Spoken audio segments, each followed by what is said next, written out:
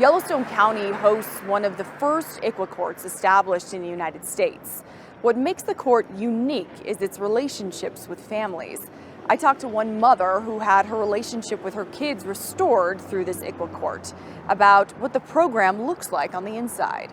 The ICWA program falls within the Family Drug Treatment Court, a process where parents who lose their children due to addiction issues can receive treatment and get their kids back. It was work. It was like a job. Putting in the hours, and it was so much work, but so worth it. Worth it because Kyle Spang was reminded of her worth. I don't have to do these things. I get to do these things was my attitude with all of that, because I got to get my life back. I got to be the mom that I always was meant to be, and the great person. I'm strong, and I get to dream dreams now and make goals and achieve those goals. She's already achieved so much, like getting Shad back in her life, the youngest of her 5 kids. So that just made me more motivated, because I had this little life to take care of that was just with me. The Indian Child Welfare Act ensured that Shad was placed with Kyle's Northern Cheyenne relatives while she was receiving help. For my son to be with my family and have that cultural component is very important.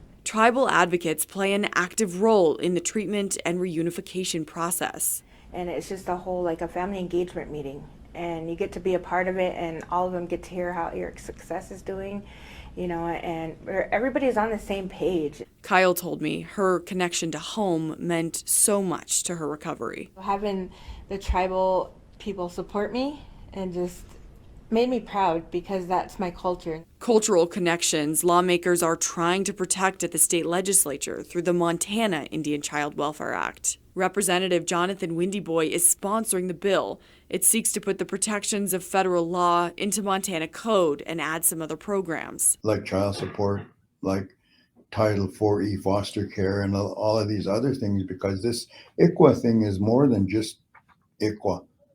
It has a whole different layer of programs that tie into this for the best interest of the child. The bill will impact families like Kyle's, where love was stronger than 20 years of addiction. So what do you hope for Shad? For Shad, I hope that, my parenting, I get to be involved and do things and be there and nurture him and love him. I get to do with him what I never got to do with my other kids. Can I ask what this has been like for your other 4 kids, because you're sort of restored as their mother too?